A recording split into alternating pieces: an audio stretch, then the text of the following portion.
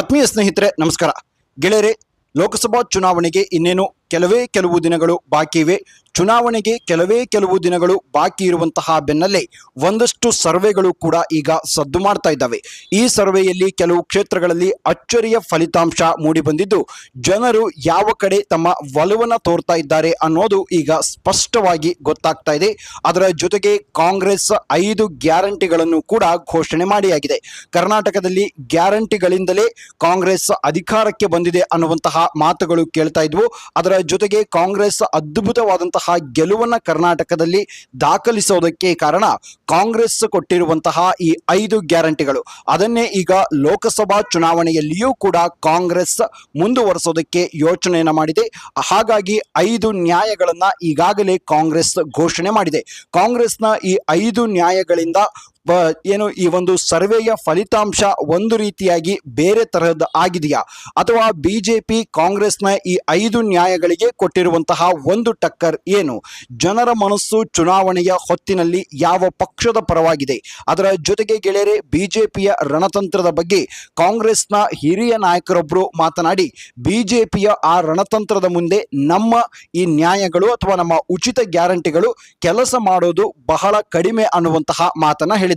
ಹಾಗಾದ್ರೆ ಬಿಜೆಪಿ ಕೊಟ್ಟಿರುವಂತಹ ಆ ಟಕ್ಕರ್ ಏನು? ಚುನಾವಣೆಯ ಹೊತ್ತಿನಲ್ಲಿ ಯಾವ ಪಕ್ಷಕ್ಕೆ ಜನರು ಹೆಚ್ಚಿನ ಒಲವನ್ನ ತೋರ್ತಾ ಇದ್ದಾರೆ? ಆ ಎಲ್ಲ ವಿಚಾರವಾಗಿ ಒಂದಷ್ಟು ಮಾಹಿತಿಯನ್ನು ನೋಡೋಣ. ಗೆಳೆಯರೆ, ಈ ಬಾರಿಯ ಚುನಾವಣೆಯಲ್ಲಿ 400+ ಸೀಟುಗಳನ್ನ ಗೆಲ್ಲಬೇಕು ಅನ್ನುವಂತಹ ಉದ್ದೇಶದಿಂದಾಗಿ ಬಿಜೆಪಿ ಎಲ್ಲಾ ರಾಜ್ಯಗಳಲ್ಲಿಯೂ ಕೂಡ ಅಳೆದು ತೂಗಿ ಲೆಕ್ಕಾಚಾರವನ್ನು ಹಾಕಿ ಅಭ್ಯರ್ಥಿಗಳ ಘೋಷಣೆಯನ್ನ ಮಾಡಿದೆ. ಯಾರಿಂದ ಪಕ್ಷಕ್ಕೆ ಡ್ಯಾಮೇಜ್ ಆಗುವಂತಹ ಸಾಧ್ಯತೆ ಇದೆ, ಅಥವಾ ಯಾವ ಅಭ್ಯರ್ಥಿಯಿಂದ ಪಕ್ಷಕ್ಕೆ ಒಂದು ರೀತಿಯಾಗಿ ಮುಜುಗರ ಆಗುವಂತಹ ಚಾನ್ಸಸ್ ಇತ್ತು, ಅಂಥವರಿಗೆ ಈ ಬಾರಿ ಟಿಕೆಟ್ ಅನ್ನ ಕೊಟ್ಟಿಲ್ಲ. ಅದರ ಜೊತೆಗೆ ಪಕ್ಷದ ಕೆಲವು ಹಿರಿಯ ನಾಯಕರುಗಳಿಗೂ ಕೂಡ ಟಿಕೆಟ್ ಅನ್ನ ಕೊಟ್ಟಿಲ್ಲ. ಇದರಿಂದಾಗಿ ಕಾಂಗ್ರೆಸ್ಗೆ ಒಂದು ರೀತಿಯಾಗಿ ವರದಾನ ಆಗತ್ತೆ ಅನ್ನುವಂತಹ ಲೆಕ್ಕಾಚಾರ ಎಲ್ಲವೂ ಕೂಡ ಹಾಕಲಾಗಿತ್ತು. ಆದರೆ ಆ ಲೆಕ್ಕಾಚಾರ ಎಲ್ಲವೂ ಕೂಡ ತಲೆ ಕೆಳಗಾಗಿದೆ. ಯಾಕೆಂದ್ರೆ ಗೆಳೆಯರೆ, ಈ ಬಾರಿ ಬಿಜೆಪಿ ತನ್ನ ಚುನಾವಣೆಗೆ ಅಸ್ತ್ರವಾಗಿ ಬಳಸ್ತಾ ಇರೋದು ರಾಮ ಮಂದಿರ ಉದ್ಘಾಟನೆ. ಹೌದು ಗೆಳೆಯರೆ, ರಾಮ ಮಂದಿರ ಉದ್ಘಾಟನೆ ಆದ ಬಳಿಕ ಬಿಜೆಪಿಯ ಪರವಾಗಿ ಹೆಚ್ಚಿನ ಜನರು ಒಲವನ್ನ ತೋರ್ತಾ ಇದ್ದಾರೆ ಅನ್ನುವಂತಹ ವಿಚಾರ ಈಗ ಸರ್ವೆಯಲ್ಲಿ ಬಹಿರಂಗ ಆಗಿದೆ. ರಾಮ ಮಂದಿರದ ಸಾಧನೆಯನ್ನ ಬಿಜೆಪಿ ತಮ್ಮ ಒಂದು ಚುನಾವಣೆಯ ಅಸ್ತ್ರವನ್ನಾಗಿ ಈಗ ಬಳಸಿಕೊಳ್ಳೋದಕ್ಕೆ ಮುಂದಾಗಿದೆ.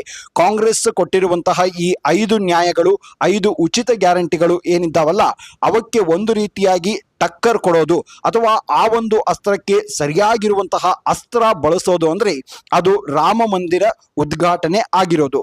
ಇದನ್ನೇ ಈಗ ಬಿಜೆಪಿ ತನ್ನ ಪಕ್ಷದ ಒಂದು ವಿಚಾರವನ್ನ ಈಗ ಬಹಿರಂಗ ಮಾಡಿದೆ. ಅದರ ಜೊತೆಗೆ ಗೆಳೆಯರೆ, ಕಾಂಗ್ರೆಸ್ ಈಗ ತನ್ನ 5 ಗ್ಯಾರಂಟಿ ಯೋಜನೆಗಳನ್ನ ಎಲ್ಲಾ ವರ್ಗದ ಜನರಿಗೆ ತಲುಪಿಸುವಂತಹ ಒಂದು ಪ್ರಯತ್ನದಲ್ಲಿದೆ. ಅದರ ಜೊತೆಗೆ ಗೆಳೆಯರೆ, ಬಿಜೆಪಿಯ ಈ ಒಂದು ಸಾಧನೆ ಏನಿದೆಯಲ್ಲ, ರಾಮ ಮಂದಿರ ಅನ್ನುವಂತಹ ಸಾಧನೆ ಏನಿದೆಯಲ್ಲ, ಇದು ಜನರಿಗೆ ಬಹಳ ಅಂದ್ರೆ ಬಹಳ ರೀಚ್ ಆಗಿದೆ. ಅದರಲ್ಲೂ ಹಿಂದೂಗಳಿಗೆ ಈ ಒಂದು ವಿಚಾರ ಅಥವಾ ರಾಮ ಮಂದಿರ ಉದ್ಘಾಟನೆ ಅನ್ನುವಂತಹ ವಿಚಾರ ಏನಿದೆಯಲ್ಲ, ಅದು ಬಹಳ ಅಂದ್ರೆ ಬಹಳ ಒಂದು ಇಂಪ್ಯಾಕ್ಟ್ಫುಲ್ ಆಗಿದೆ.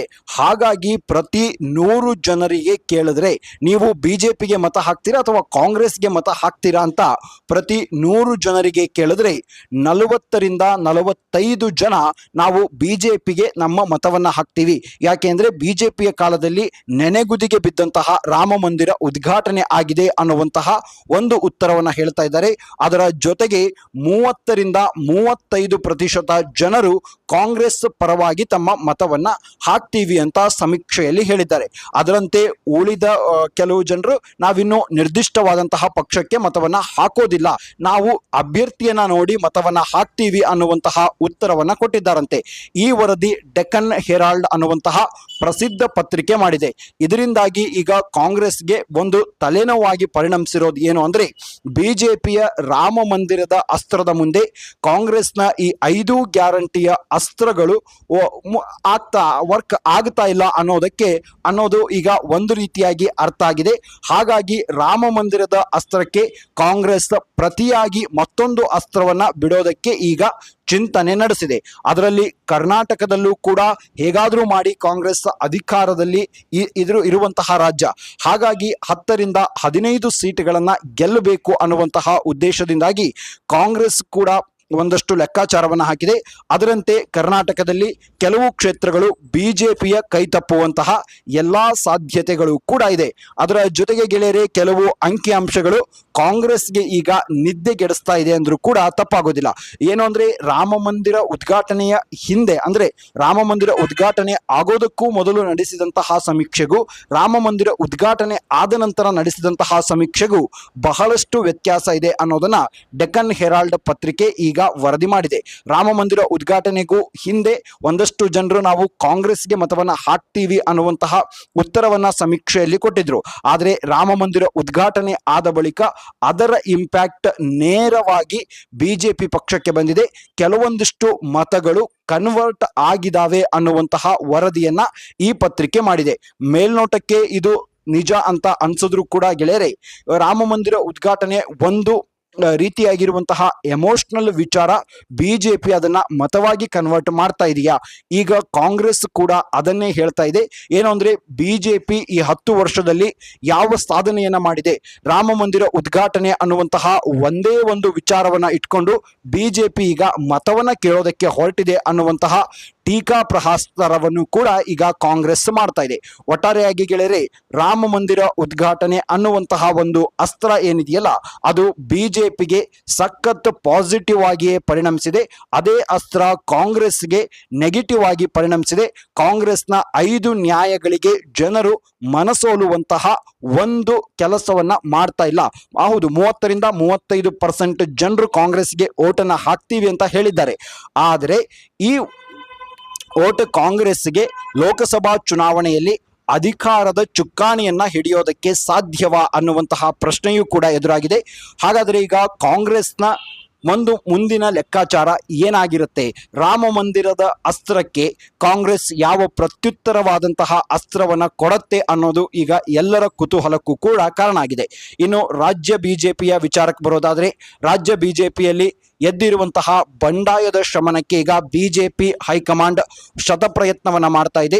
ಯಾವುದೂ ಕೂಡ ನೆರವೇರೋದಿಲ್ಲ ಅನ್ನೋದು ಗೊತ್ತಾದ ನಂತರ ಅಭ್ಯರ್ಥಿಗಳ ಜೊತೆ ಅಥವಾ ಈ ಬಂಡೆದ್ದ ಅಭ್ಯರ್ಥಿಗಳ ಜೊತೆ ಸಂಧಾನಕ್ಕೆ ಈಗ ಬಿಜೆಪಿ ಹೈಕಮಾಂಡ್ ಸ್ಟಾಪ್ ಮಾಡಿದೆ. ಸಂಧಾನಕ್ಕೆ ಹೋಗಬೇಡಿ ಅಂತ ರಾಜ್ಯದ ನಾಯಕರಿಗೆ ಬಿಜೆಪಿ ಈಗಾಗಲೇ ಹೇಳಿದೆ. ಒಟ್ಟಾರೆಯಾಗಿ 18ನೇ ಲೋಕಸಭಾ ಚುನಾವಣೆಯಲ್ಲಿ ರಾಮ ಮಂದಿರ ಉದ್ಘಾಟನೆ ಅಸ್ತ್ರವನ್ನ ಹಿಡಿದುಕೊಂಡು ಬಿಜೆಪಿ ಗೆಲ್ಲುತ್ತಾ, ಅಥವಾ 5 ಉಚಿತ ನ್ಯಾಯಗಳ ಅಸ್ತ್ರವನ್ನ ಅಥವಾ 5 ಉಚಿತ ಗ್ಯಾರಂಟಿಗಳ ಅಸ್ತ್ರವನ್ನ ಇಟ್ಕೊಂಡು ಕಾಂಗ್ರೆಸ್ ಅಧಿಕಾರದ ಚುಕ್ಕಾಣಿಯನ್ನ ಹಿಡಿಯುತ್ತಾ? ಎಲ್ಲದಕ್ಕೂ ಕೂಡ ಮತದಾರ ನಿರ್ಧರಿಸಬೇಕು. ಮತದಾರ ಯಾವ ರೀತಿಯಾಗಿ ಕೊನೆಯ ಕ್ಷಣದಲ್ಲಿ ತನ್ನ ಪಕ್ಷ ಅಥವಾ ತನ್ನ ಮತವನ್ನ ಹಾಕುವಂತಹ ಮೈಂಡ್ ಸೆಟ್ ಅನ್ನ ಬದಲಾಯಿಸ್ತಾನೆ ಅನ್ನೋದರ ಮೇಲೆ ಯಾವ ಪಕ್ಷ ಅಧಿಕಾರಕ್ಕೆ ಬರಲಿದೆ ಅನ್ನೋದು ಗೊತ್ತಾಗತ್ತೆ. ಇದಾಗಿತ್ತು ಗೆಳೆಯರೆ ಡೆಕ್ಕನ್ ಹೆರಾಲ್ಡ್ ಮಾಡಿದಂತಹ ಒಂದು ಸಮೀಕ್ಷೆಯ ವರದಿ. ಮುಂದಿನ ವಿಡಿಯೋದಲ್ಲಿ ಮತ್ತಷ್ಟು ಮಾಹಿತಿಗಳ ಜೊತೆಗೆ ಬರ್ತೀನಿ. ಅಲ್ಲಿವರೆಗೂ ಜೈ ಹಿಂದ್, ಜೈ ಕರ್ನಾಟಕ.